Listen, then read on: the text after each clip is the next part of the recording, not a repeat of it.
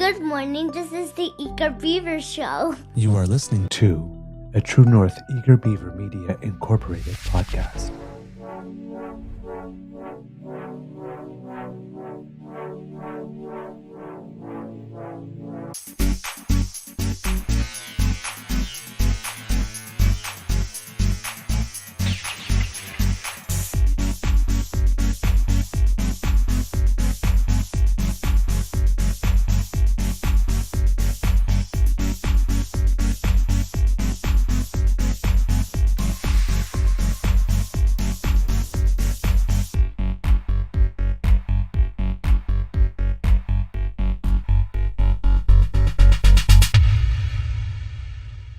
The True North Eager Beaver podcasts are proudly brought to you by our founding sponsors, the Misfit Mysteries from Corvid Moon Publishing, your source for science fiction, fantasy, and cozy mysteries featuring a broad diversity of characters, CanadianTarot.com, your uniquely Canadian online eclectic tarot community, and the Peppermaster, hot pepper sauces made from farm-fresh ingredients to thrill your taste buds and expand your mind.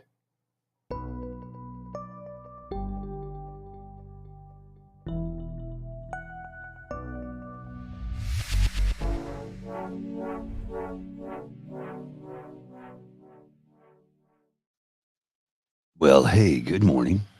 How are you?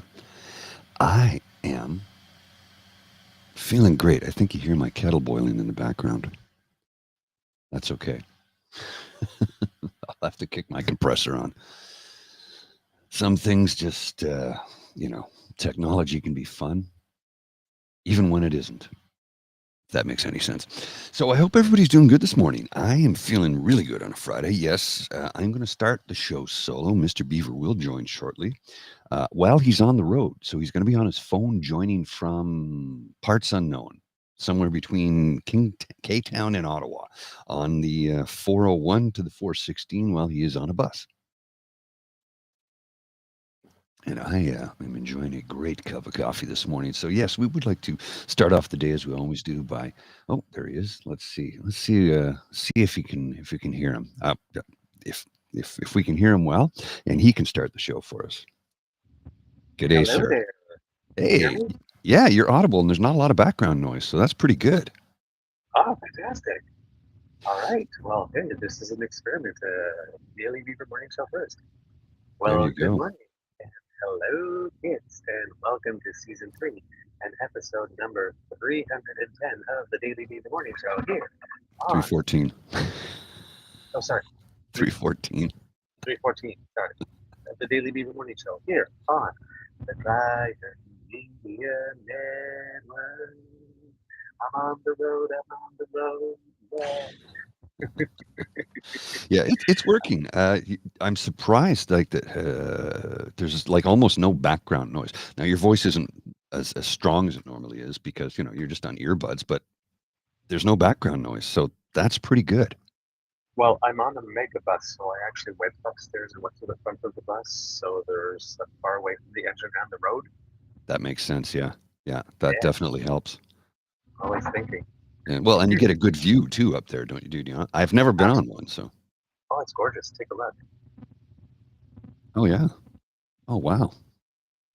Yeah, and it's going to be very mild today too. +7 is the high here in Canada's capital. I don't know what it was in Kingston. I didn't check, but I think it was 10 in Toronto yesterday. So, old man winter's been taking a beating this year. Indeed, we haven't had much of one at all. No, we've had, I think, 2 significant snowfalls. One at the beginning of December, one just after Christmas, if memory serves. Like literally 2 significant snowfalls, and again, not even that significant. 10, 15 centimeters. That's And not. no cold snap. No, No cold snap at all yet.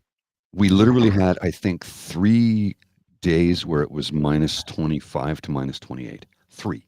Yeah. Wait, Sometimes we'll get 3 weeks of that. Yep. Yeah, exactly. 16 degrees today in Windsor. 15. Jeez. Oh, wow. Just 13 in Toronto, 15 where Linda is, which is, correct me if I'm wrong, Linda, southwestern Ontario? I don't recall. My apologies. Yep. You did tell me the name. It's a smaller town where Linda's from, if memory serves. Yes.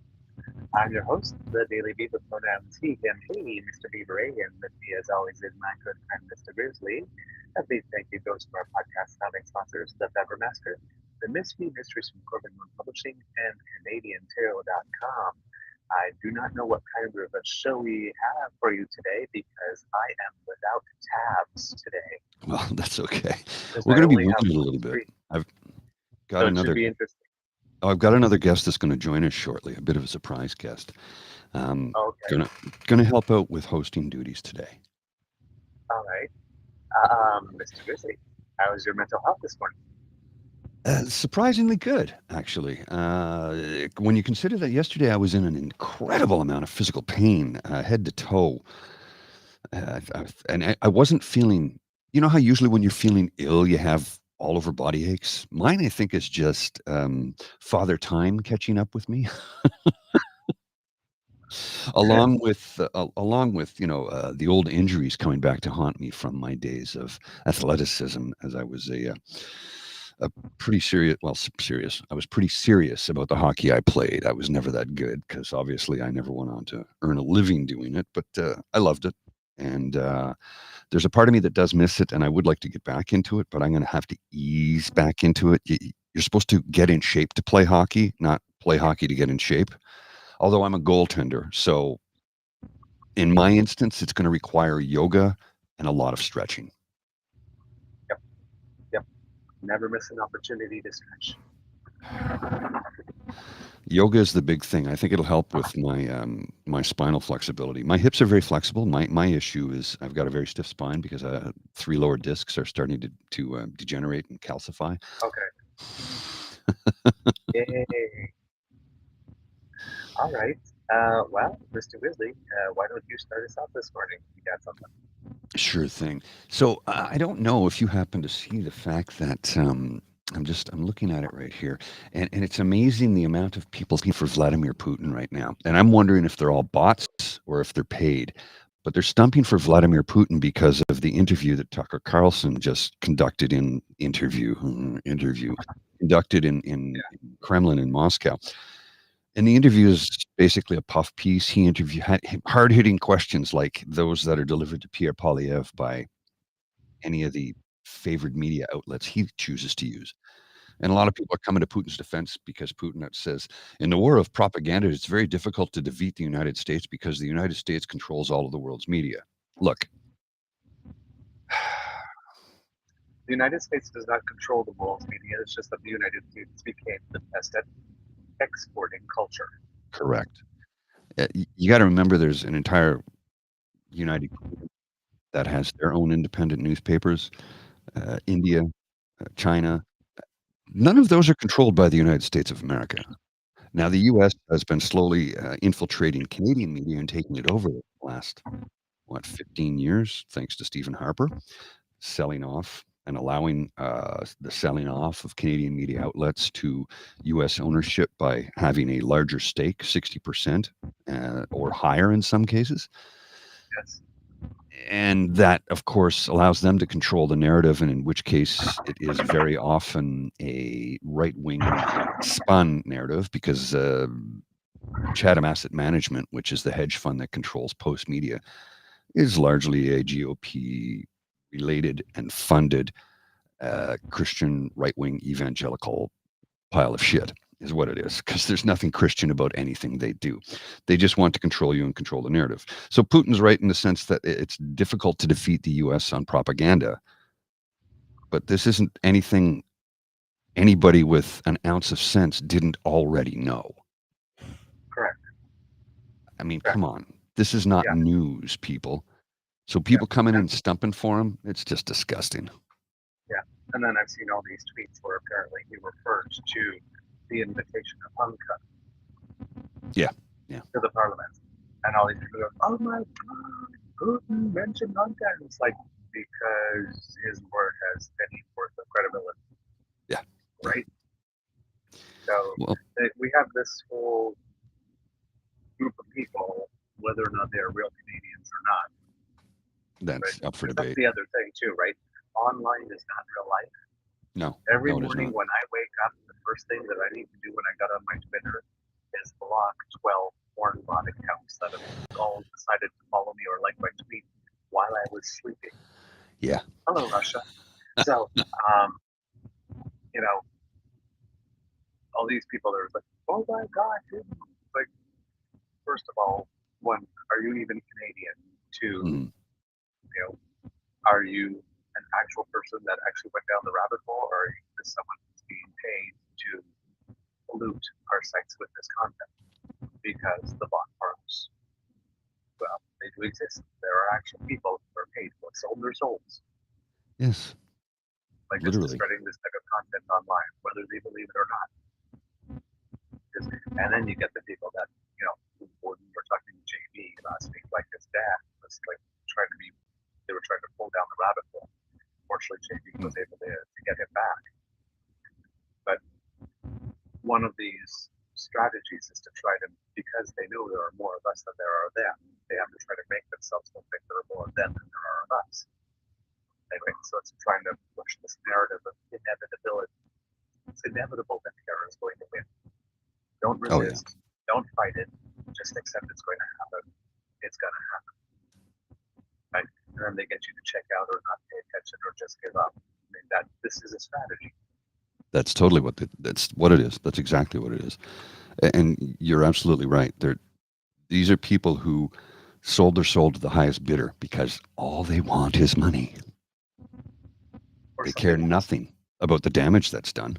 They don't care. Yeah. Doesn't concern them. I mean, you just have to look at Danielle Smith, right? Oh, yeah. I'm not sure if you have access to my timeline, Mr. Grizzly, but there's a video I posted this morning of Danielle Smith circa 2014. Okay, yeah, I know it. Let me see if I can find it here. Yes, and if Mr. Grizzly is able to play it, makes you wonder, well, gee, Danielle, what happened to you? Well, this would have been a Danielle before and after Take Back Alberta got their claws into her.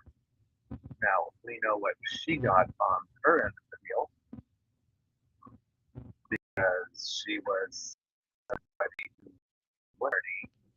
who then said she was never going to merge her parties and then did and then cut boot and then went back to a career in broadcasting. And all of a sudden, even though she was rejected, suddenly got plucked out of the wilderness and rehabilitated. And now there's a whole slew of people online that are saying that, oh my God, she's an icon. What a great leader. Gee, Ontario, we need one just like you. And gee, Danielle, when you're done with Alberta, please run for Prime Minister. All that kind of stuff. But just like Danielle was once Marlena, Danielle Smith, 2024, was not always Danielle Smith 2024. I have her from 2014. Here it is. That we need to find a balance with parental rights and with religious freedom. I think we need to also respect that in the case of these mature youths, this really is a case of life or death for some of them. We really do have a number of youths who have nowhere else to go if they're not accepted by their community, not accepted in their home environment. And it's a very confusing time to go through puberty at the best of times. These kinds of, I respect that we need to find a balance. Sorry, it just repeats itself. So she went from being this libertarian who, she is a libertarian. There we go. I couldn't get that to shut off. She is a libertarian. She has the Sumerian liberty tattoo on her arm. She went from somebody caring about children to somebody who is going to tell children what they can and can't do. Yeah. There's another clip of her too that I was looking at. I didn't think that was that. Well, there was that one, but there's another one as well. I'd have to be correcting each of them. It's the article that Dean wrote about the telephone survey. They came up after Danielle made her announcement. I don't know if you might be able to find it. Yeah, I'm trying. I don't see it here though. It has image on the telephone and then looking at the pictures, you'll probably have to scroll down a couple of days. But in there's another quote, another clip of her from the legislature during that same speech where she's talking about kids who, in that clip, you just notice she talked about mature children making decisions and fight. And this was in the context of fighting for GSAs when Kenny was looking at it, making it mandatory that to participate in the Gay Straight Alliance, that you would have to get the permission of your parents. So basically to out yourself. So it's basically the same strategy there with the trans stuff. And in Alberta, it's kind of interesting. It's like, no, you don't need your parents' permission, but you do have to inform them that you're doing it. Clever little language there. Because, if you're going to inform your parents that you're doing it and it's going to get you smacked across the room, well, you're not going to inform them that you're doing it, right? So it's like permission. In other words, saying, no, well, permission doesn't matter. You don't have total permission to do it. You just have to inform them. It's like, meh. So that's right up there with saying, hey, no, you can use puberty blockers, but only after puberty's happened. Yeah. The law allows you to use puberty blockers, just not when you need them. The law allows you to join. Because you don't need the permission of the person you fear will beat you. You have to get the permission, but you do have to let them know. Pretty much the same thing, just different word. But yeah, in that one, she's talking about all the ages at which children have the ability to make these types of decisions, important like for distance servants, before the age of 18. Like, for example, emancipating yourself from your parents. You can decide that at 16. Mm-hmm. Or when it is you're going to start having sexual relations. You get to decide that before you're 18 as well. Well, these are also life-altering decisions. The legal age of consent in Canada is 16 if your partner is within 2 years of that age. Yes. So either 14 or 18. And at the time when she said it, it used to be 14 because that was That's right. before her changed the law. Yeah, well, and at the time she said it, the legal age of consent was 14. So at that time.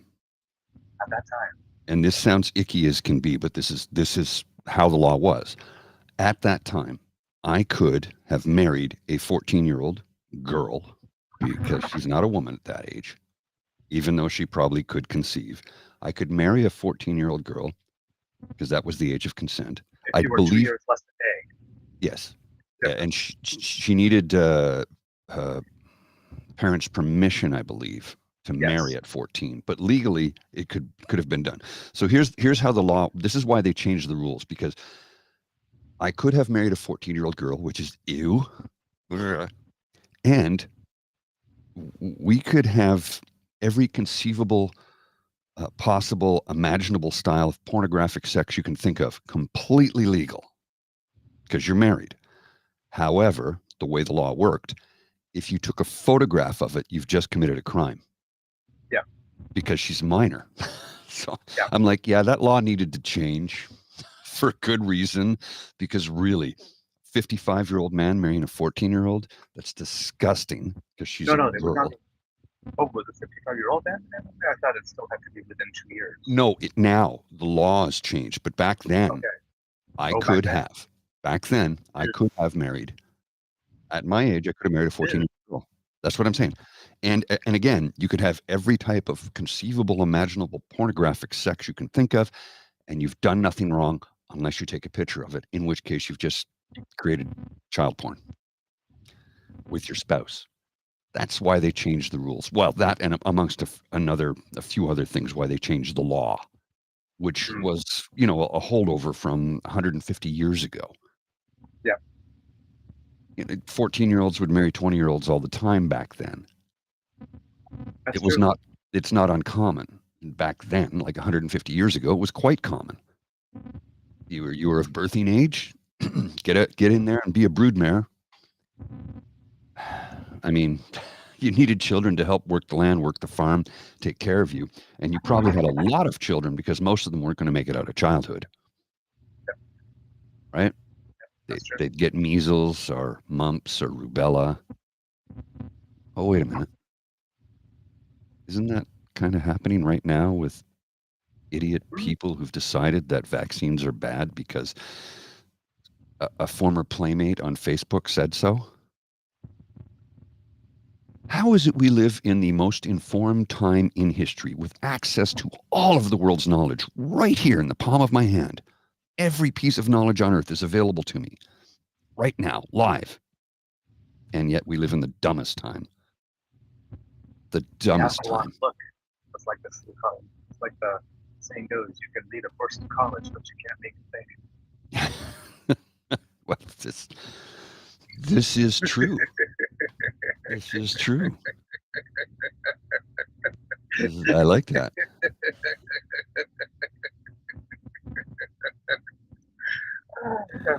Oh God. Do you have anything else? Well, there's a couple of different things here I'm trying to pull together. One of them, actually, I'm going to show you something here. I'm going to run this video. A friend of mine sent this to me, and I thought maybe we can help somebody out here. This is a woman in, let me just see, well, she's looking for her brother. Let me just run this video. It's a woman. She can introduce herself, and we'll just watch this. It's a TikTok video. Good morning, TikTok. I don't normally post a lot on TikTok. I'm not TikTok famous. I'm not an influencer, but I'm reaching out because I need your help. I need TikTok to do their thing. My brother, Matthew McGrath, he goes by Matt, has been missing now for 21 days in the town of Carlson Place, Ontario. We have no new information. He was last seen leaving his apartment in Carlson Place, heading towards downtown. Downtown Carlson Place is a small town. Please keep your eye open. Share my TikToks, stitch my TikToks, duet my TikToks, tag any influencer you know that has a huge reach. I would never come on here and ask for help unless I'm desperate.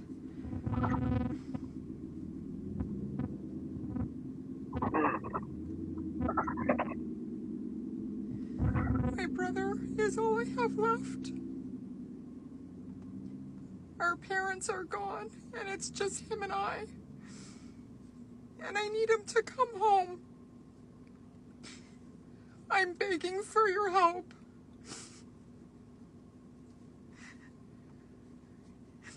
I need to know he's safe.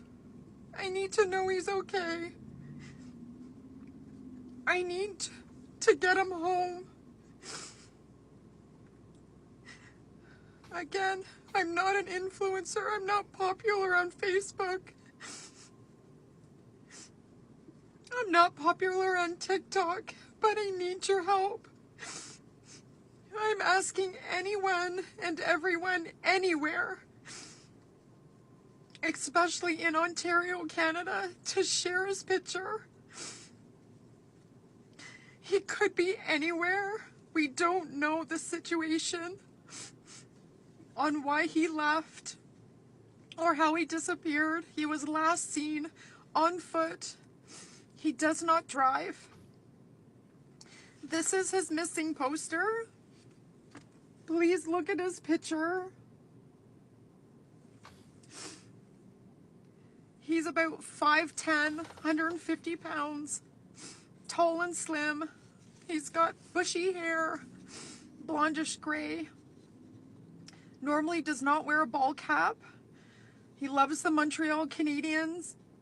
He's a big sports fan. He may have injured his back, so may not be walking correctly. He's a smoker. We don't know if he has money on him. He's wearing a leather coat that's brown, jeans, and black sneakers. I'm asking the TikTok world and Facebook world to please share, no matter where you are in Canada or the country.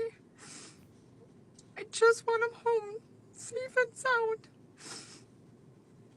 If you spot him anywhere or have any information, please call the Ontario Provincial Police at 1-888-310-1122. Again, my brother's name is Matthew McGrath. He goes by Matt or Matty. He's 52. We just want to bring him home, please.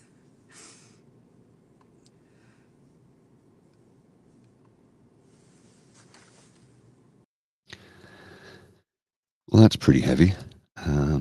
Oh, I think Mr. Beaver is frozen. Can you hear me, Mr. Beaver? Yeah, okay, there you go. Yeah, you're back. That's really heavy duty. Mohan was asking about the picture. I will do a screen grab and post it to my Twitter. So if anybody wants to go and grab it and reshare it, please. I'll do that as soon as I can once we've wrapped the show for today. So that's pretty heartbreaking. My friend Janet Lynn sent that to me and asked me if I could help out. I'm like, of course I'll help out. This woman is just heartbroken that her brother is missing. So let's see what we can do to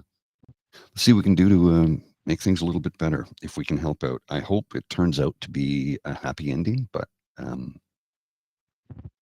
that's really questionable right now.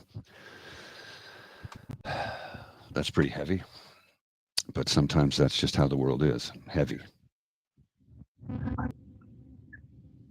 I'm not sure. So, Can you hear me? yeah, I can hear you. It's cutting in and out because I think you're getting into a bit of a dead zone there. There are some dropout zones. Yeah, your signal's almost off. So what I'll do is I'm gonna pull you for a few minutes, sir, and I'll watch your signal and I'll bring you back in. Okay. And joining me in a second here, we have another guest. Oh, look at that. And your headset. Slide over towards me a little bit more. I'm blocking lights here. It's a tight spot. I know. Okay. Here, put this here. Headset on. There you go. There we go. Oh, hang on. There you go. You're not allowed to put me on mute. Well, I had to have the microphone muted before you joined. Raising the roof on a Friday morning. And the hair. I know we're talking about important things, but can I talk about my hair for a second? Go ahead. So just lean here. Let me get you in frame a bit more. We'll just adjust that like that. There you go. So, thank you. Thank you, James. I usually when I wake up in the morning, I look like Rod Stewart slept in a dumpster, and my hair is very big. I'm not saying anything. And I said, well, I'm just Paul, I'm just going to like try to look normal before I come on to the camera. And he's like, you could just put on a hat. Like, thank you. Well, I mean, you would. I said hats are options. That's what I said. Like, I guess I could, but fuck it. Fuck it. It's Friday. We're very spicy this morning. I see. Okay, waiting for Mr. Beaver will come back in a few minutes once we have a better feed. I did want to share the best alarm clock I've ever seen. You'll get a kick out of this. Yeah, it's a bald guy thing. Yeah, exactly. Let's see if I can get this to roll. Here we are. Best alarm clock ever.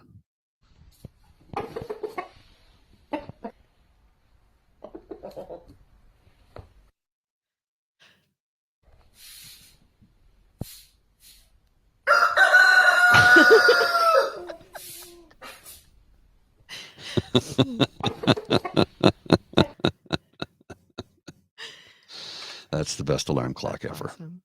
Let's see if we can get Mr. Beaver. Look like you got a signal again. I'll bring you back in, and we'll see if how you're sounding, how you're looking. Let's see. Oh, you're gonna squeeze in a bit. I know what I'll do. Hang on.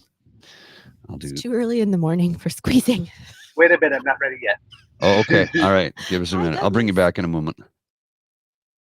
There we go. You can see the bit of the green screen because I'm standing in front of one of my lights now, so it's taking away from the perfection that I normally have. I have 1, 2, 3, 4, 5, 6, 7, 8, 9, 10, 11, 13 lights on us to try and get this lit as well as possible. Green screens, as you can tell, require an awful lot of lighting effects. So here we are on a Friday morning, and I've got you in a kitchen chair, not a. I have an office chair, but if we brought that one in, it would be too big, I think, for this space. Yeah, no, this is comfy. Okay, good stuff. And Linda, I wasn't sure. Were you saying that Paul would rock a fedora, or I would? Because I'm gonna go get one because I can't look at this one. I can't look at this anymore. Could you grab me a coffee while you're at it? Yes. Thank you. I appreciate that very much. Thanks, babe. Very, very kind of you. Very, very kind of you. See if I can fix the lighting here. Maybe not. I don't know. I'll worry about that later. No panic indeed. Mr. Beaver, give me a nod in the green room if you are ready to go. Oh, he's frozen. Looks like we've got another frozen. We've got a frozen beaver. Nobody wants a frozen beaver.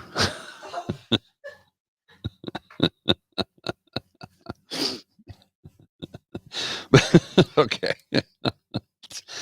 Never heard that one before. According to James, Bridget is Cyndi Lauper's bastard. I'll take that. Okay, she'll take that. Oh, and she's wearing my hat. It looks really good on you too, actually. Yeah, no, it looks really good on you. Although I don't know what you're going to do for headphones. You'll have to put them back behind your neck, I guess. Oh yeah, here. This is yeah, I've got a story we're going to share here in a second. Mr. Beaver, it looks like you're good to go. Are you good to go, sir? Yep, I am. Okay. So, hello. Hat, that's you look hot there. Oh, Douglas, your hat's looking Hello, good too. lovely. Yes. no, we'll have to go like this because Yeah, we'll have if to I go do this, yeah, it cuts you out and there's just not enough room in the frame. So we'll do this for today. I could read his lips though, and he's like, "Girl, you look good," and I'm like, "Dude, you look good too." The gays So say this story has the other clip you were talking about, sir? yeah, it does. The link you sent me? Well, that's got the clip. Okay, hang on. I'll open that up. Okay, yeah, I see it now. All right, I got it. Give me a sec here, and I will bring this up on the screen. And we will share with you Danielle Smith and her words of wisdom. Oh, it looks like you're going under a bridge there, sir. I'll bring you back in a moment. Yep. Yeah, because we're losing your signal. That's what happens when you're on the road. So have a look at this. This is Danielle Smith in 2014 regarding Bill 10, an act to amend the Alberta Bill of Rights to protect our children. At the age of 12, a child, if they've got a split home, can choose to live with mom or dad. So we recognize that a child as young as 12 can choose which parent they want to live with. At age 14, they can choose to have sex, as long as it's within somebody who's within a close age to them and not somebody who's in a position of authority over them. At age 16, they can become emancipated from their parents and make entire education decisions on their own. So there is, with these children, somewhere in the age of sexual maturity, somewhere above the age of 14 when they're in high school, where they really have the ability and right to be able to make their own decisions about the kind of support that they feel that they need to feel accepted. And that, to me, at the age of 12, a child, if they've got That's, yeah, let's see. I can bring Mr. Beaver back in. He's got a good signal again. I can monitor your signal in the corner of the screen so I can tell when you're dropping in and out. So before you even freeze, I can just, I'll keep my eye on it from here. So that way you can still have a good, yeah. Although, I don't know if you saw James's comment here. I'm going to put it on the screen because it's really funny and I think you'll get a kick out of it. Oh, where did it go? Where did it go? There it is. Okay. I'm not going to read it out loud. I can't see it because you guys are frozen on my screen now. Oh, okay. Well, James's comment, I'll read it out loud then. Every There it is. time I got dumb. it. There we go. You see it? Okay. Oh,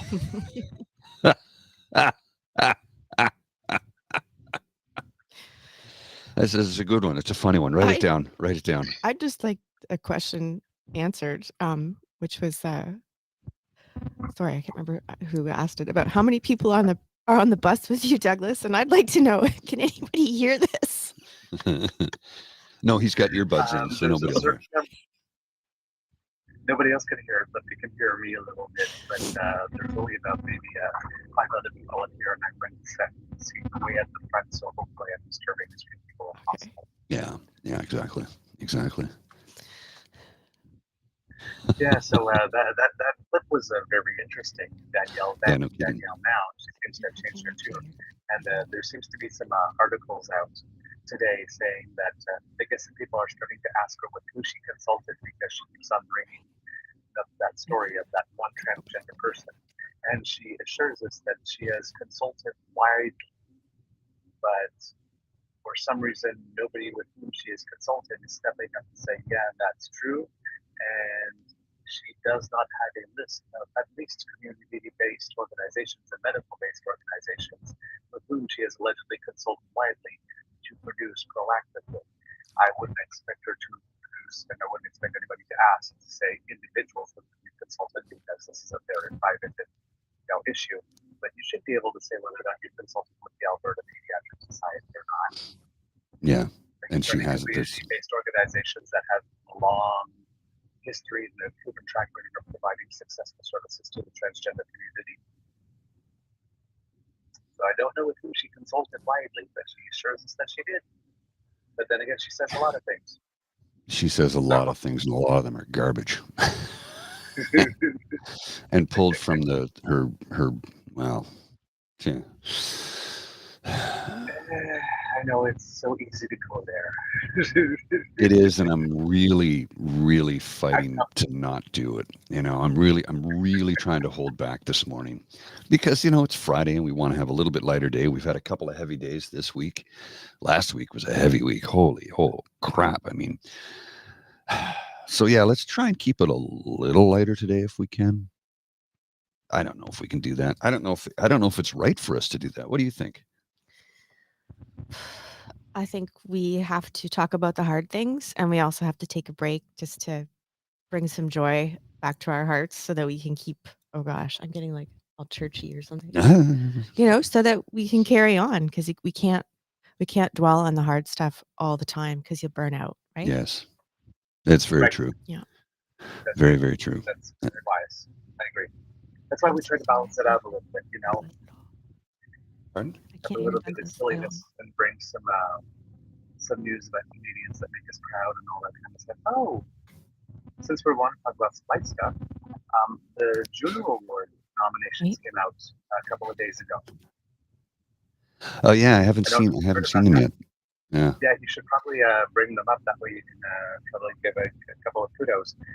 But the way I found out about it actually is through the leader of the opposition of New Brunswick, Susan Holt, because she had put up a little clip of her talking. I think they were in a hardware store or something like that in New Brunswick, and she was talking with one of her candidates. And out of the blue, Maestro Fresh West just popped up.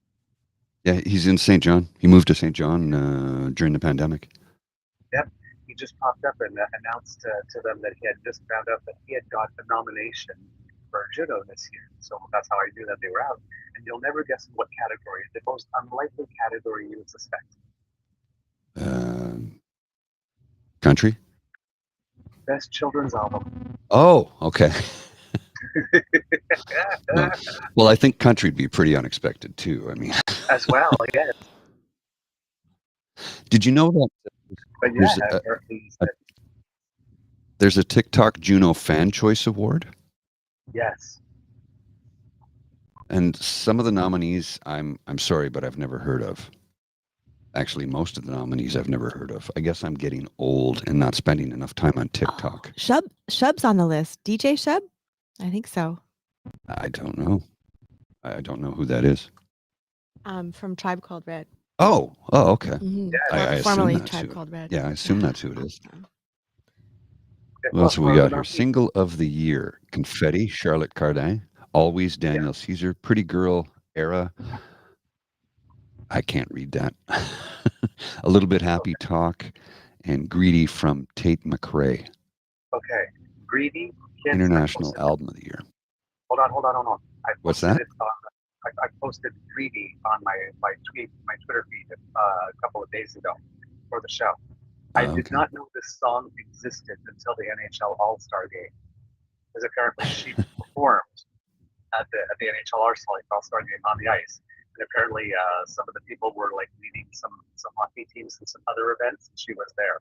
If you watch the video, first of all, Greedy has become so totally my jam right now because of the lyrics. It's pretty saucy.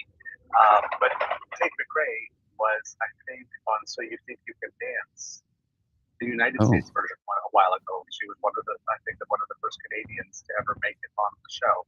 So now if she sings, she dances the whole thing, she can really dance, and you can really see it in that video. But if you watch it, she starts off the video driving a Zamboni, and never has hockey gear been made to look so damn steamy. That video is so damn Canadian, it's ridiculous. And that's Kate McRae? Banger. Tate McRae. Yes, and the song's a total banger. I've never heard of this person. You have to listen to it. It's worth your time. Okay. I've been like dancing in my kitchen and in my office and in my bedroom and everywhere like the last 4 days. I'm completely obsessed with the song. So Tate McRae is 20. She's up for the Juno TikTok Fan Choice Single of the Year for her hit song Greedy, and Artist of the Year, where she is up against Charlotte Cardin, Daniel Caesar, Laura Spencer Smith, and Shania Twain. She's been nominated for 12 Junos since 2021. Wow, so she started young. Yep. And she was actually performing at the Billboard Awards this year as well. Wow. How have I never heard of her? I know, I didn't. Maybe there it's is one because song that you. we're old. Well, here's when I That's went what I back was and looked at thinking. her. When I went back and looked at her catalog, there is one song that I had heard before, but I didn't know the name. But it was popular about maybe 2 or 3 years ago, and All I Want to Be. I think it's the name of the song. But it's she's got everything that I don't have, and I just want to be like that. Anyway, if you listen to radio, you probably the chorus will mean something to you because it was everywhere, but I just never knew who sang it. So I thought, oh, here's this new person, and then I said, wait a minute, I've seen this video before for that other song. Well, so she has been around for, I think this might be she maybe had like 2 EPs before having a full album out or something. Yeah, that makes sense. Pardon? Can I jump in? Yeah, go ahead. Jump I in. just want to apologize, Douglas, if I cut you off, because I can't hear you. So I might say something that has nothing to do with what you just said. I can't figure out. Let me have your headphones for a sec. What I wanted to, so I'm like, if I seem like I'm cuckoo bananas, because I'm You'll know apropos why. of nothing. But I just wanted to thank Donna, because this relates to country and prairie, and because there's a lot of prairie folks that are fans of the show. But Donna said, I like your earrings. So I just wanted to give a shout out to the woman who made them, lives in my neighborhood, but we both have roots in Manitoba. And her name is, her creator name is Mischief. Like she's Métis, but she spells it Mischief. It's really cool. So she posted these, and I just messaged her right away, and I said, what are they? Like, she said, well, they're inspired by prairie grass. And I said, well, I have to have them. And I'm like, how can I get them? And she said, well, I live about 2 blocks away. You want me to just come over? I was like, yeah, that'd be awesome. So when we start talking about, living in rural Manitoba and things like that, and it was just such a cool connection. So I did wear them on purpose this morning because just wanted to shout out to the prairies and this incredible artist that I got to know. Very cool. Very cool. Let me try your headphones. I'm trying to figure out why you can't hear Mr. Thanks, Beaver. James. Let me see, sir. If you could speak for a minute, just so I can hear you. Oh, we've lost Mr. Beaver. His signal's dropped off. I lived to answer you, Hugh. I lived outside of Brandon, but I went to school in Brandon, and Yeah, I think, Cassie, that's why we get along. I know this. So I used to take the bus in. I have some pretty wild stories about being a kid in rural Manitoba. Taking the bus in. We didn't have rules on the bus. we had a bus driver. This is documented, but he kind of lost his sanity, and he started running train tracks. Like, he would be driving us, and we'd all be like, we'd have a boom box at the back of the bus, and we were like listening to Quiet Riot, and then we're like, it seems like Mr. Kuiper's driving really fast today. And he's like, oh yeah, I think he's gonna run the train, And we were just like, I don't know, it doesn't, I guess we'll just turn up the music and hope everything goes all right. That's true. He got fired, so it all worked out. It's pretty scary if you get right down to it. I mean, my goodness gracious. And my where we waited for the bus, I would walk down to the end of the road, and some of the farmers that lived nearby made us a shack out of hay bales, so you were warm. I don't know if it was safe, but it was warm. Yeah, you spent a lot of time outdoors in the winter when you lived on the prairies, didn't you? I did. Yeah. Sometimes it was not at your choosing. No, it was not always great. There was some difficult times in my childhood when, anyway, I got sent outside to play and not allowed back in. But I did have a really awesome snowsuit. It was army green, all one piece. Nice. Very, very warm, very stylish. Very 70s. Oh, I've no doubt. Well, yeah, because you were born in what, 1973, right? 72, yeah. 72. Oh, yeah, because it was December just before. Yeah, well, yeah. So, yeah, wow. So you do remember the 70s then? I do. I'm surprised I made it through. It's like, put on your seatbelt or don't, take peanut butter to school or don't. Play lawn darts. Ride a bike without a helmet. Oh, yeah. Go to the neighbor's farm and shoot a gun. Well, it at was cans. I read a thing the other day online. It was like how the millennials said, don't mess with Gen X, and here's why. And it was kind of cute because they went on about how you have to understand Gen X, they don't say anything. They're quiet. They're in the background. But you do not mess with them because they've basically been on their own since they were 7. They learned how to cook full meals at 8. Their parents, in the summertime, their parents said, get out of the house at 7 o'clock in the morning. Don't come back until the street lights come on. If they ate anything, it was at a friend's or neighbor's place where they may have gotten a sandwich if a parent was home and made them something, or the house was unlocked. We drank out of garden hoses. We played lawn darts. We swam in places that were not safe to swim in. We rode bikes without helmets. We used to, remember doing this, bunking? So in the wintertime, you'd grab onto the back of a bus bumper and let it pull you along the icy streets. Or we'd grab onto the back of a pickup truck with our skateboards or our bicycles. Yeah. How are we still alive?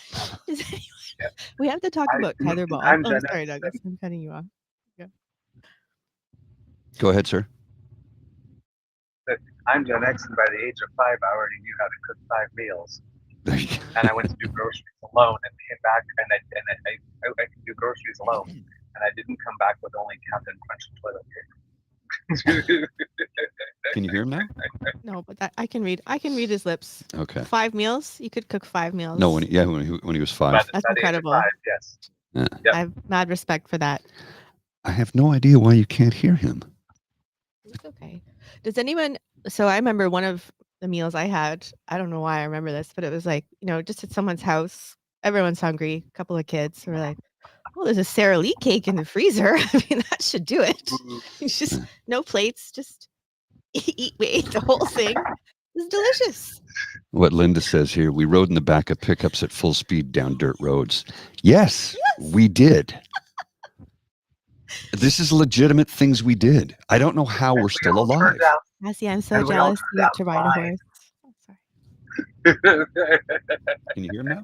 No, but we're just winging it. I don't know why. That's so Cassie weird. and I are the same age. That is so cool. And I got to look at horses because they were near where I lived. But I was so jealous of girls with horses. I'm just like,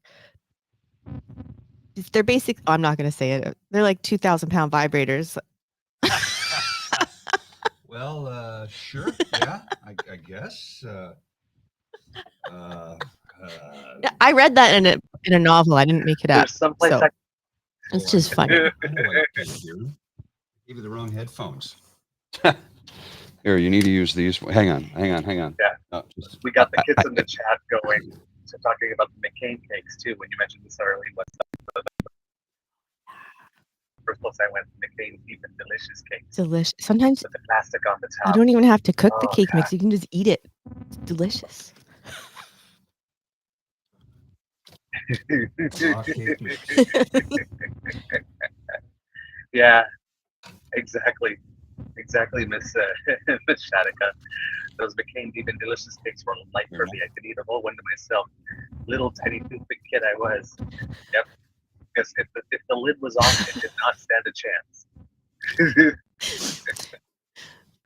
So I figured out why I didn't have the headphones plugged into the right mixer, because I have 3 mixers in front of me, and one is for plugged into a different computer. The other one is to run more mics. So I just didn't have her headphones. Like, why can't you hear? I turn it up. Oh, that's why I haven't plugged her headphones in. And you know what? One of Paul's favorite things is if I try to touch his equipment.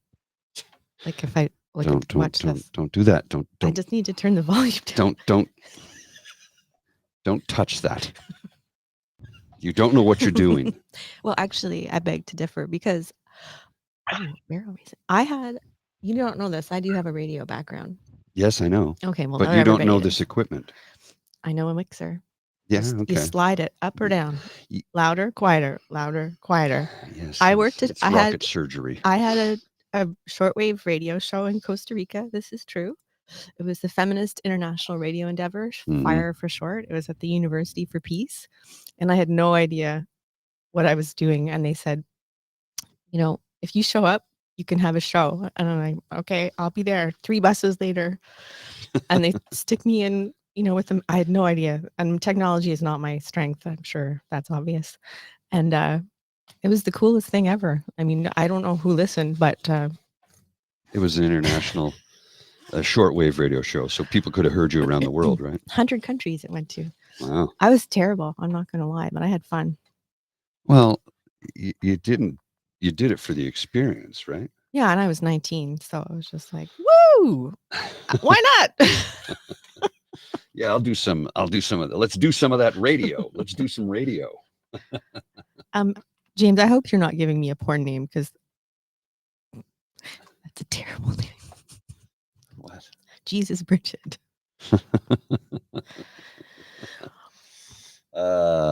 Jesus Bridget. Yeah, I guess so. Oh, there we go. Mr. Beaver's signal is back, so I'll bring you back in. Oh, I'm he's sorry, I laughing. couldn't stop laughing. I've been laughing ever since you said touching his equipment. I'm sorry. I could do it. It didn't occur to either one of us either, right? Oh, I'll do it again. I'm so sorry. I'm sorry, Mother. Oh my gosh, is your mom? My You mom guys watches just from walk time to right time. into them. You guys literally just walk right into them. But we do it with innocence, right? Yes, I know. That's why it's so funny.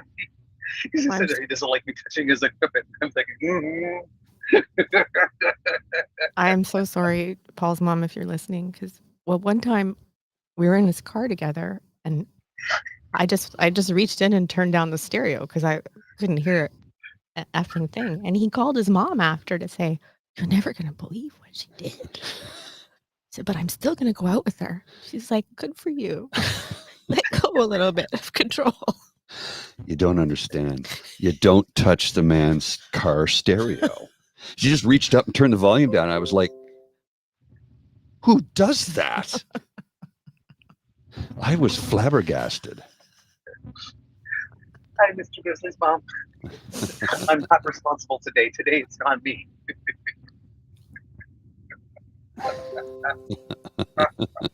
Oh, man. Yeah, this No, you- Linda's hit it. I feel like we started the pubcast a day early. Right? Right. That's okay. It's Friday. It's Friday. We're trying an experiment here with Mr. Beaver, who is on the road, on the highway, literally on the highway, on his way to Ottawa to join us for the pubcast tomorrow. He's got some stuff to take care of, some business to take care of in the city here, doctor's appointments and such. So yeah, tomorrow we'll do the pubcast. I've got almost everything ready to go for it too. I picked up some more stuff, so transporting it is even easier. I bought a flatbed cart, so I strap everything to the flatbed cart, 4-wheeler, because the other one, it worked great. It worked really well, the system that I had, especially with the new recent addition of more cases, but it's really heavy and hard to carry. So I thought, you know what, why don't I just buy this? It's $100. It's a good investment. I'll strap everything onto it. Boom, no problems. And I can carry more gear if need be. So yeah. And he does let me carry gear. So after the last podcast, he said, "Can you carry this?" And I'm like, "Yeah, okay." And then I was walking behind him and I said, "Do I look like your assistant? Like, do I have to walk behind you?" I said, "Next time I'm going to get a clipboard and be like, I'm going to pretend to be the assistant." Like, walk around with a clipboard and look busy. Yeah, I'll be his rep, his PR. Well, I'll call you my TA, production assistant. Like, I'm going to need more coffee, stat. Like, okay, let me write that down. Oh, here, I got one. Somebody just sent this. I don't know who sent this. They didn't send it directly to me. They just sent it to the feed. This is funny. I'll show you this video. We'll run it in a sec here. This is somebody says, conservatives reeling the bots. And here it is. Here it is. Let's just have a look at this, shall we? There's no sound. But it's conservatives releasing the bots. This is guy on a bicycle. Look at all these phones. My goodness. Like, how do you see where you're going, man? Look at. What is he? That is. I don't know. I think it's. I don't know where it is. Somewhere in Southeast Asia, I think.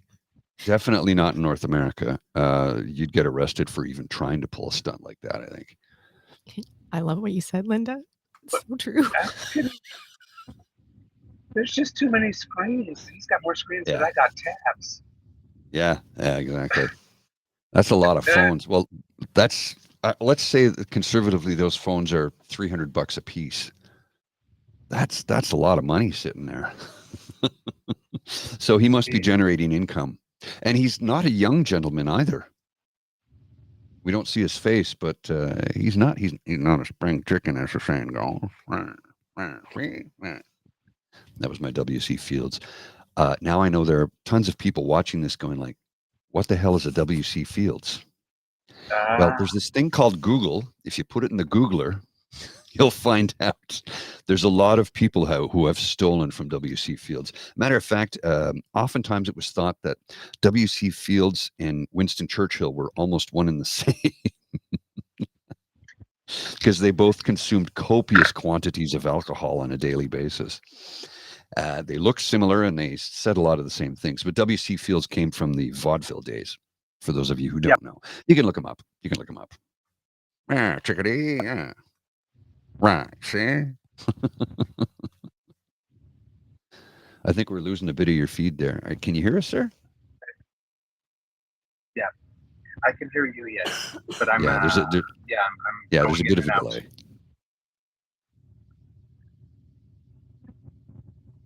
So I'm looking at a thing here, and I don't know how much we're going to get into this today, but it's questionable what's happening. For those of you, I'm sure you're quite well aware that Bell Canada, or Bell Media, just chopped 4,800 jobs yesterday, and they're selling off 47 radio stations.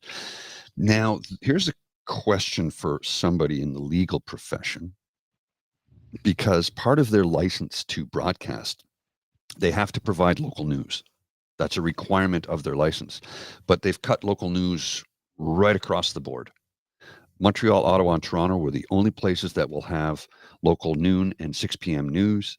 The rest will be right out of Toronto, right across the country. And actually, I think Ottawa and Montreal are getting the Toronto noon feed. I could be wrong.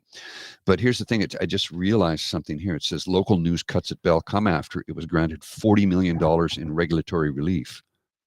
So Heritage Minister Pascal Saint-Onge, let me blow this up so I can see it a little bit better. Yeah, there we go. Pascal Saint-Onge is accusing Bell Media of breaking its promise to invest in local news after the company was granted more than $40 million in annual regulatory relief. That's the same amount the company says its news division, which includes CTV News and BNN Bloomberg, is losing annually. Facing $40 million in annual operating losses, Bell Media is cutting 4,800 jobs amid across-the-board cuts at parent company BCE Incorporated, which has a higher overall operating revenue than a year ago.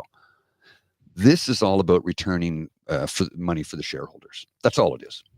And of course, the bonuses.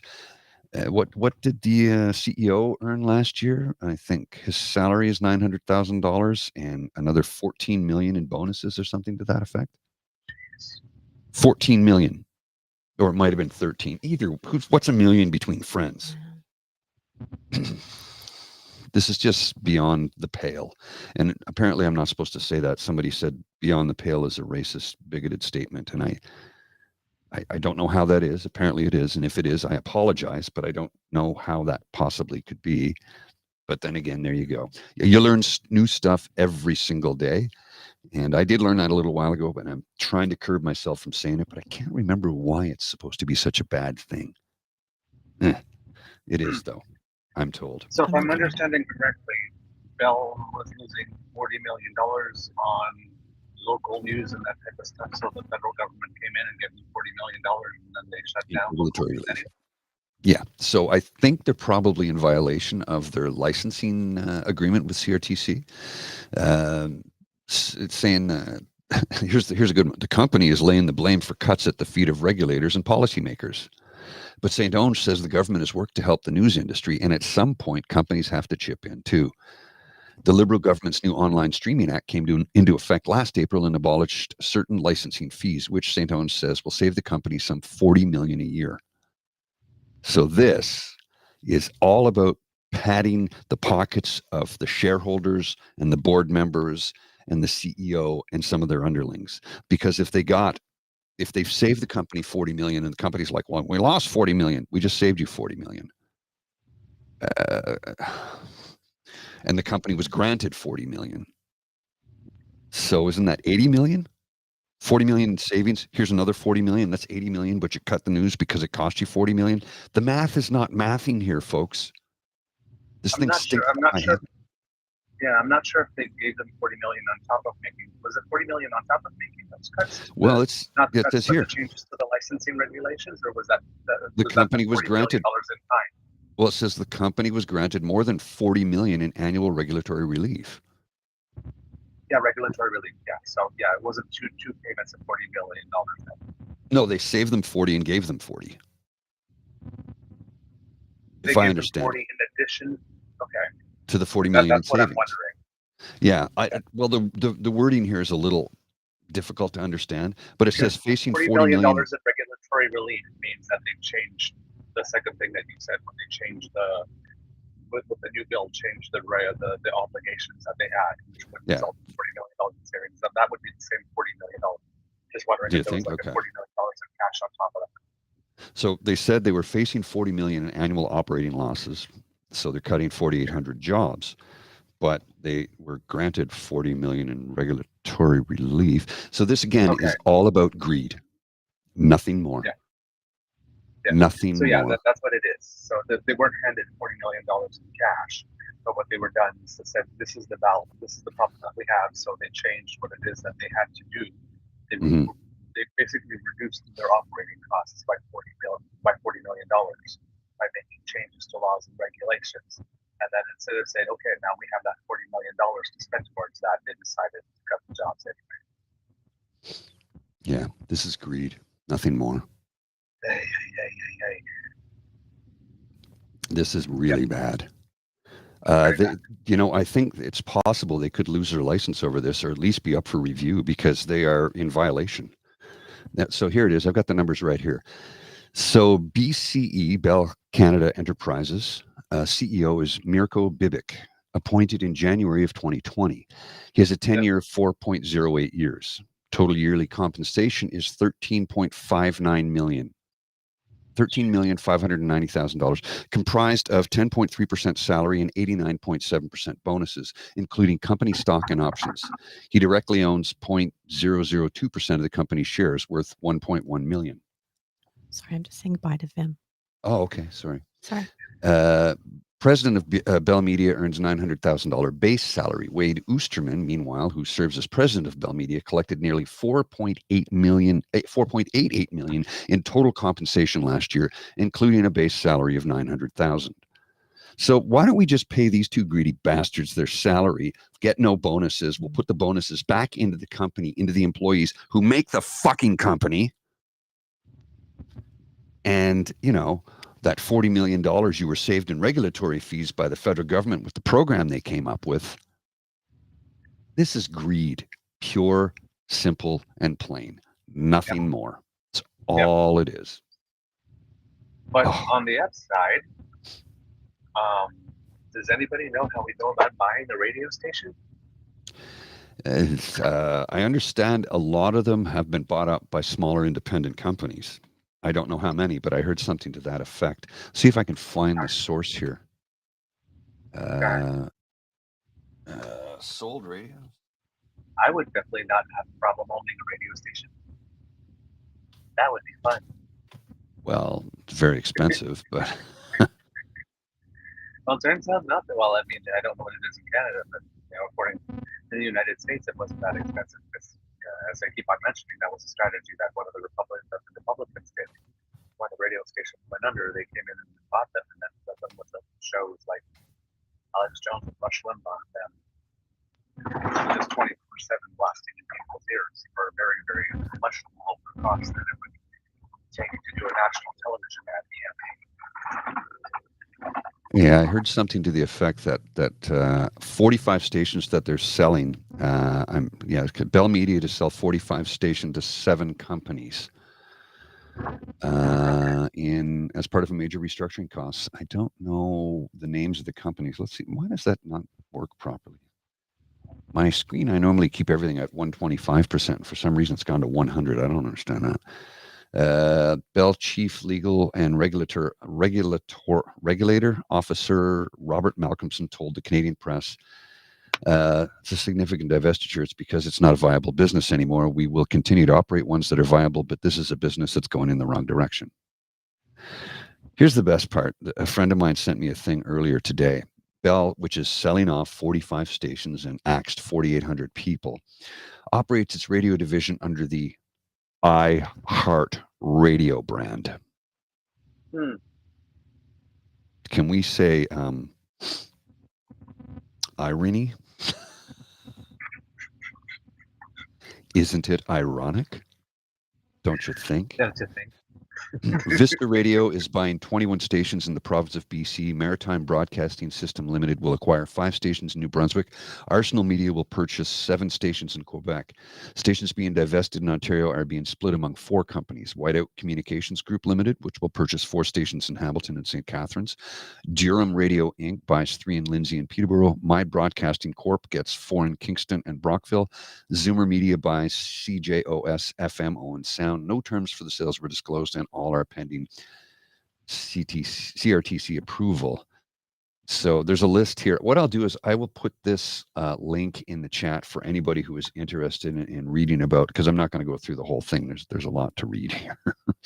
But it's telling the names of the companies that are purchasing the stations, which stations are getting purchased, and who's going to help out. So 4,800 people lost their jobs, but will they be rehired under these new companies? It's tough to say. I honestly don't know. I guess that remains to be seen, to be quite honest with you. But I do find it interesting that, we have to cut the news division because it's costing us $40 million a year and we're losing that money. Here's $40 million. Yeah, we're still cutting it. It's greed. It's greed and nothing more. That is it. Plain and simple. Plain and simple. That's a tweet from Jagmeet saying there, like, this, $40 million went to them. They didn't get any job guarantees, like, little Tory same old story. And I like that you brought that up, because it at least makes it clear that it was like $40 million cash infusion. It was through regulatory cuts. But here's the things.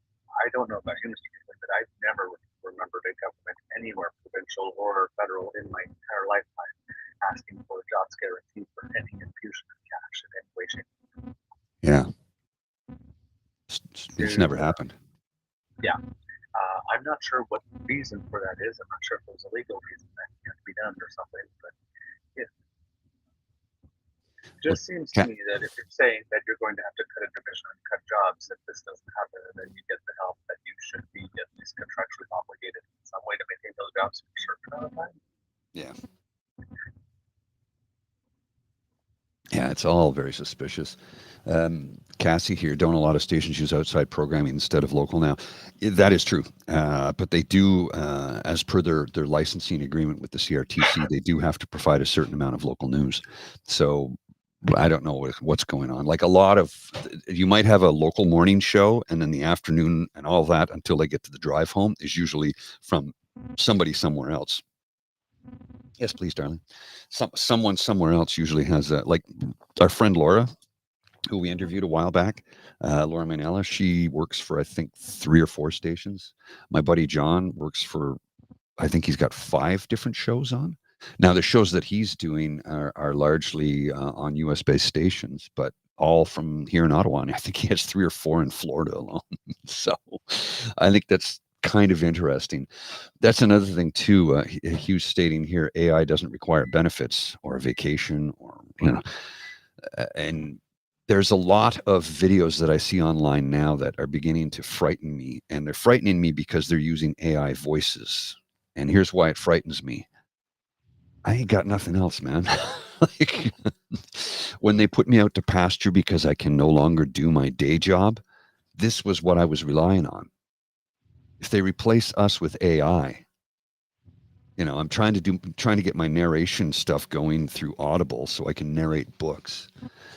Trying to get some people to grab onto the ASMR stuff. If that all gets replaced with AI, what am I going to do, man? Like, I'm out of opportunities at that point.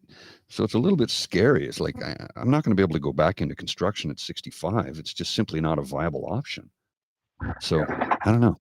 Yeah, that was translation for me. I thought, well, to live in an officially bilingual country, I got a job forever. I need one, but nope, I'm going to say hi. Oh boy, I knew it, and I said it, and guess what? A friend of mine in Toronto. I haven't chatted with her in a while, but she's we met via Twitter through a mutual friend years ago, and I'm gonna post this. It's at Laura Online on Twitter, and let me show you what she just posted here, and then we'll look at the story as well. Because holy Hannah, I said it, and guess what? They're doing it. After announcing the job cuts, Bell said it would push ahead with a more generous dividend payout to its shareholders. And let's take a look at the story. And oh yeah, look at this. Bell Media in the political crosshairs as Heritage Minister calls job cuts extremely disappointing. Profitable firm announces 4,800 job cuts, hikes its dividend payout to shareholders. I said this would happen. And it is. It's happening in real time.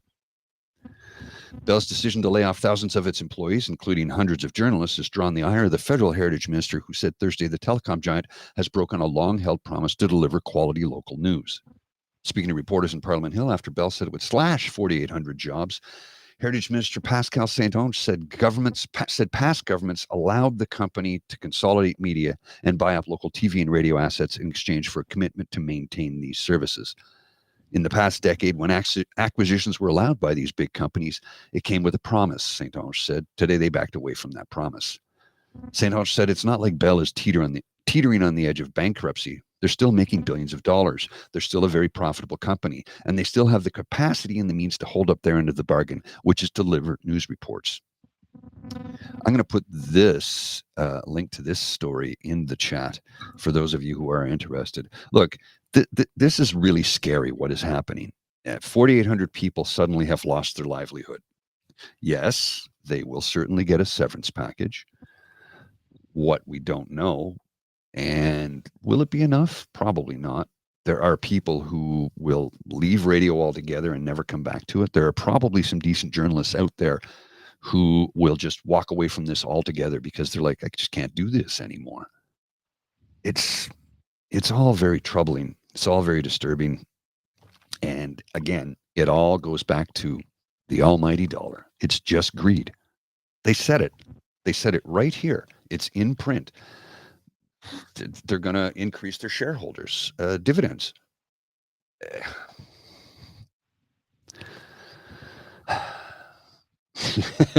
James got a good comment here. Hopeful those severance packages won't impact the dividends to shareholders. Hey, folks, you want to invest in a media company that's concentrating on giving you local stories? Hi, here we are. You know how to send us money. You just scan the QR code up in the top left-hand corner. I guess is it? No, right-hand. Yeah, left-hand corner. Way up over here somewhere. You scan that, and that'll help us out so we can continue to give you local content, amongst other things. This is what we like to do. We're here to try and bring you some joy and happiness into your day, along with curated news stories that we find important, especially when we, do what we do on a daily basis and call out liars for lying, because we don't like liars and we're sick of them. And I thought it was peculiar, curious, interesting how all of a sudden, Pierre Poilievre, yesterday he did another press conference, and he was in British Columbia this time. So he went from Ottawa to Montreal to BC. I don't even know what he's doing in BC. I think he's having another self-aggrandizing narcissist ego-stroking rally. Yeah. Mm-hmm. Yeah. I think that's what it is, but I don't know. Let me see if I can find that story. Okay. There's his Twitter. Now let's see if I can find that story. Oh no, he won't have that story because it made him look bad when he ran away. When he was in British Columbia, he tried to control the narrative, and in doing so, it just made him look really bad. So here's Pierre. Let's see what's in there. Is that the right feed?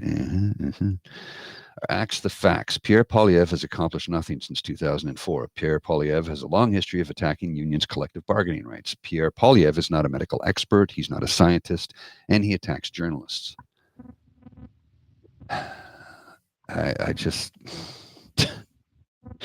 I'm trying to find the interview from yesterday that went really off the rails, and I can't seem to find it. Alas, that's okay. We'll dig it up for next week.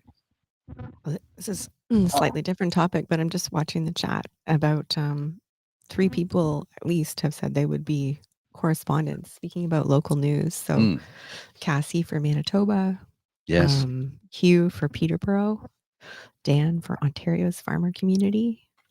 Hugh, I would love to know sometime what you think about the encampments in Peterborough in that area. One of my kids is thinking of going to Trent, and I think it's a really interesting city because there's a lot of wealth and there's a lot of poverty and people living on precariously housed or in the encampments. Anyway, that's my political statement for today. Soon I'll go back to Sara Lee cake.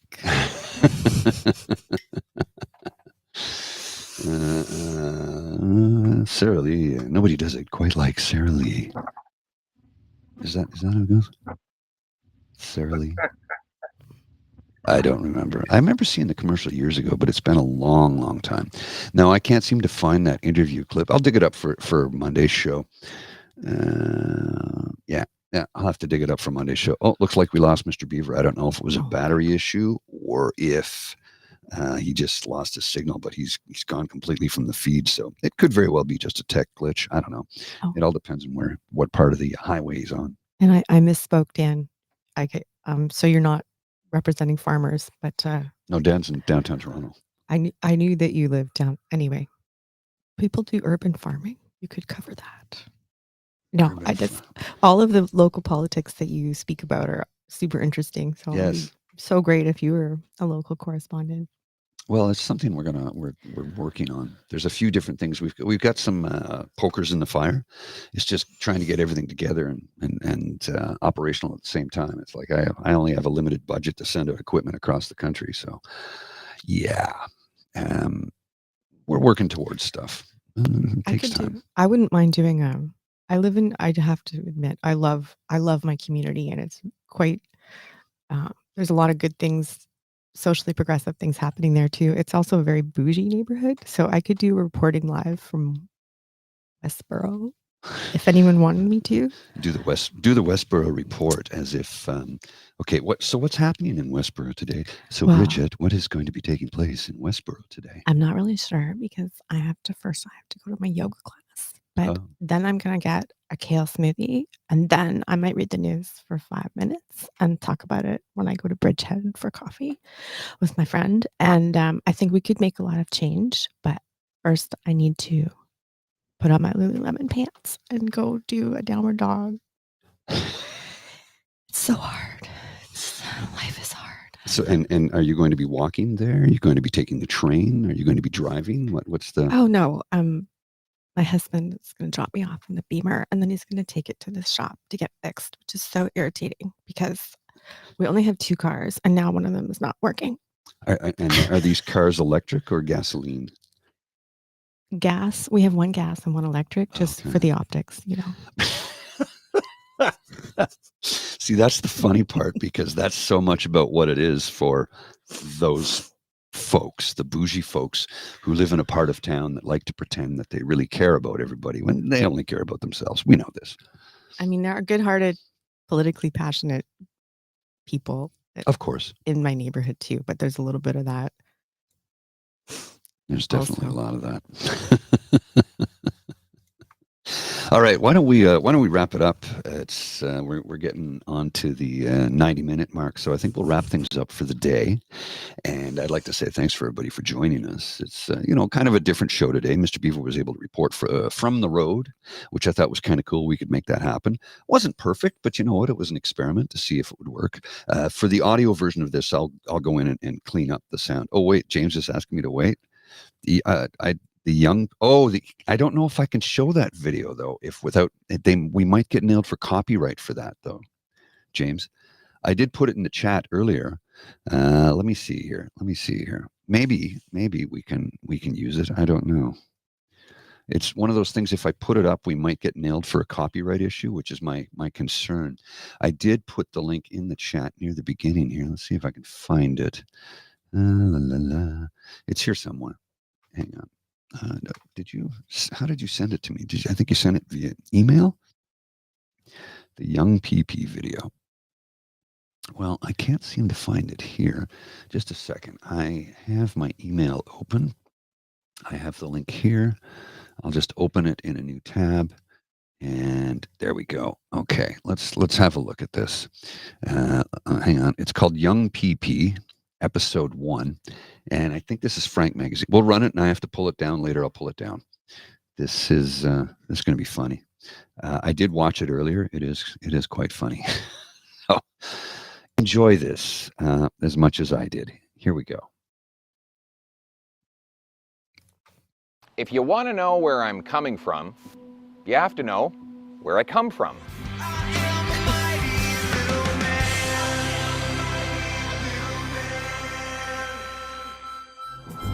Shelley, it's your last day of summer. Go out and enjoy it. But I have to learn the student handbook. Did you know that extreme hairstyles and mustaches are not allowed? Look what a beautiful day it is.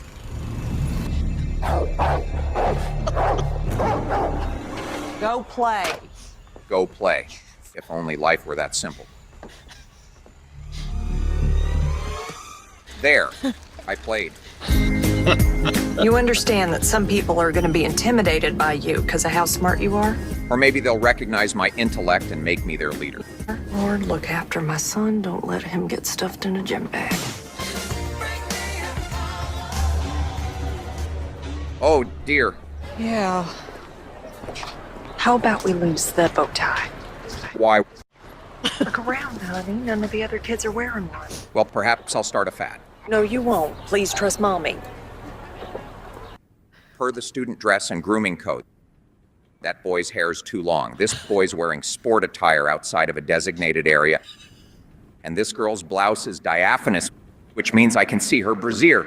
What can I get for you today? Nothing fun today. I need to learn how to make a friend. Oh, honey. You having a hard time adjusting to high school? I'm having a hard time adjusting to Earth.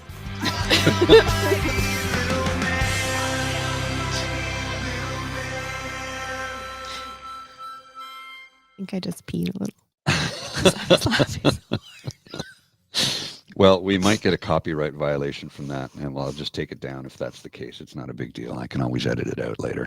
It's entirely possible that could happen. I don't know. But let's wrap the show up so we can get on with our day, because I am actually working and I've got a lot on my plate today, along with a bunch of editing I got to get done for the last day or two.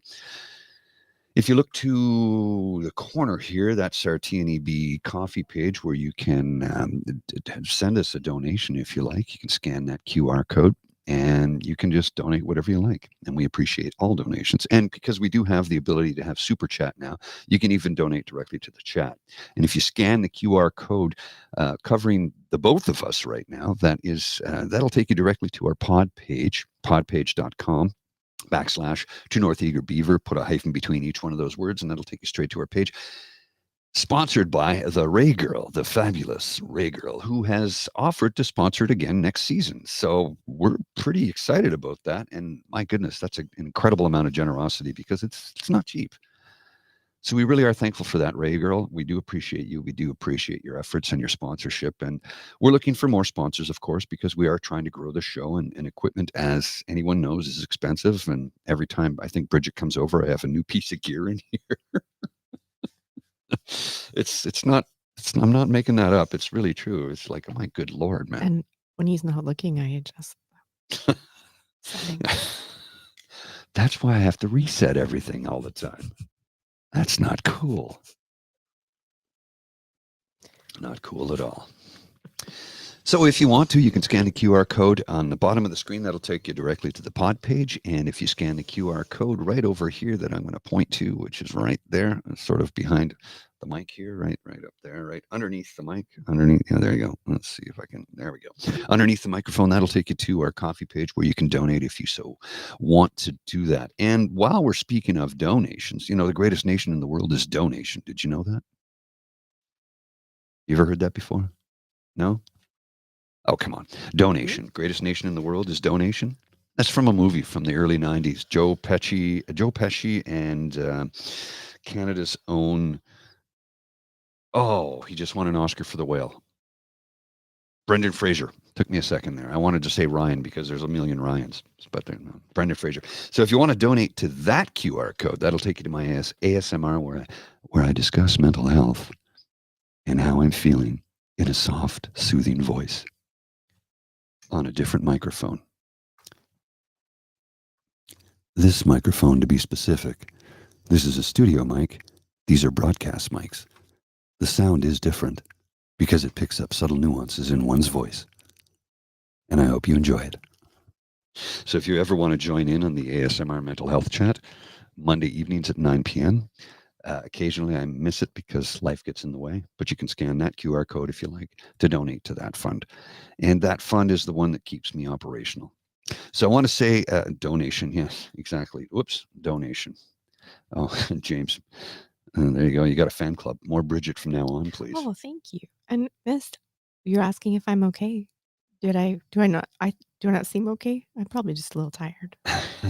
And my brain is, I have to say, my brain is in two places because I'm hosting a gathering this evening for my beautiful youngest kid. And so part of my brain is like, I gotta get home and I gotta do this and I gotta do that. So thank you for asking. I'm feeling good. I set up a whole karaoke system for her last night. We tested it out. We sang a few songs, and I have to head over there for 6:30 p.m. because they got to get their laptop plugged in and set up and make sure everything works. And they'll have I'm sure they're going to have a great time. I have no doubt they'll have a great time. Yeah, it's going to be fun. And I'm only staying, like, we're setting up the karaoke, getting them all Sean, this is set how it up, works. And then we're out. and the food will be set up, and then I'll be like, have fun. enjoy yourselves. Enjoy yourselves. So, yeah, it's a good day. So, you know what? We started the show in the traditional manner, but I didn't ask you the question, my darling. How is your mental health today? Um, it's really good today because we got everything set up last night for the gathering, and I had some really good work news yesterday. So Yes. earlier this week, I was feeling a bit anxious and underslept, and there were some shenanigans in my life.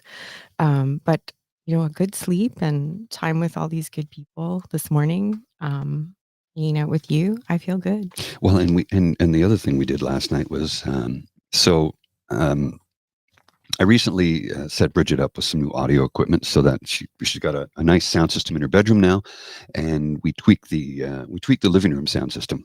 Mhm. And we sat around listening to music for a couple hours last night, and I'm not going to lie, I was mesmerized because I had an idea in my head when I was sort of assembling this mentally.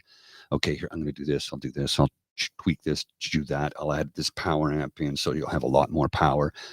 But you don't know how it's going to sound until you actually sit and listen to it. And last night we did a critical listening for about 2 hours, if not more. Mhm. And both of us were kind of hypnotized and mesmerized. I was just blown away by the sound quality. I honestly, this is what I do for a living, and I was blown away by it. And I was kind of like, hey, you did good, kid. You did good. Me being the kid. It was really good. And Miss, you're right. Sometimes I do have sad eyes, and sometimes I'm just like, thinking about too many things at once. So, but thank you for your concern. I really appreciate it.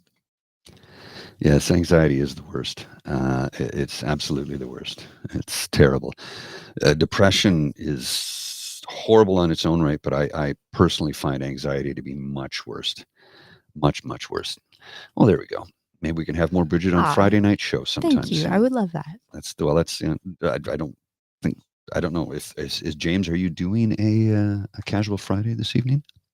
Let us know. Let us know in the chat. All right, we're going to wrap it up and we're going to head on out. And hopefully everybody will be able to join us tomorrow because we will be doing the True North Eager Beaver pubcast. And let me just see, is that there we go. Let me just run the promo trailer.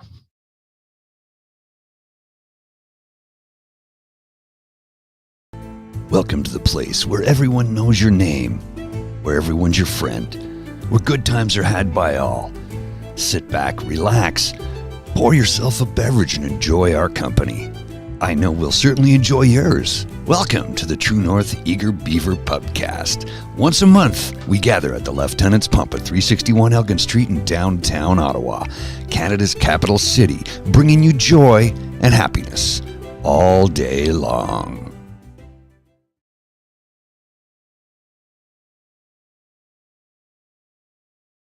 So join us for some joy and happiness tomorrow, all day long.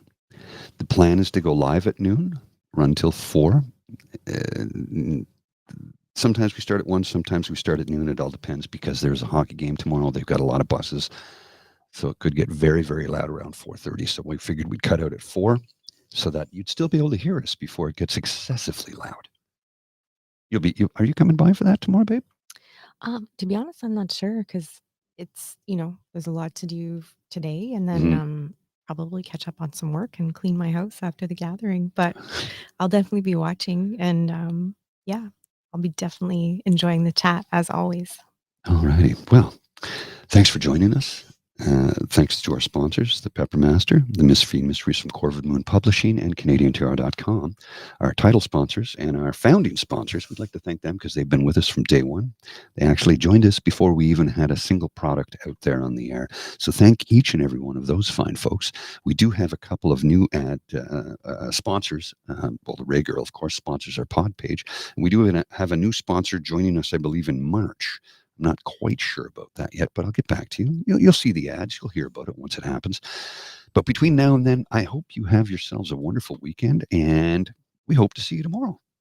So the words of wisdom today are, if you're feeling good, sit in that feeling and enjoy it for as long as you can, because sadly, sometimes it can be fleeting. And, well, nobody likes it fleeting, right? Nobody likes it fleeting. Okay, hope to see you tomorrow at the pubcast. You take care. Bye. You are listening to a True North Eager Beaver Media Incorporated podcast. The True North Eager Beaver podcasts are proudly brought to you by our founding sponsors, the Misfit Mysteries from Corvid Moon Publishing, your source for science fiction, fantasy, and cozy mysteries featuring a broad diversity of characters, CanadianTarot.com, your uniquely Canadian online eclectic tarot community, and the Peppermaster, hot pepper sauces made from farm-fresh ingredients to thrill your taste buds and expand your mind. We are grateful to the Crier Media Network for its support, Pete Jarvis for our artwork, and Paul Joseph Something for our opening and closing sequence music.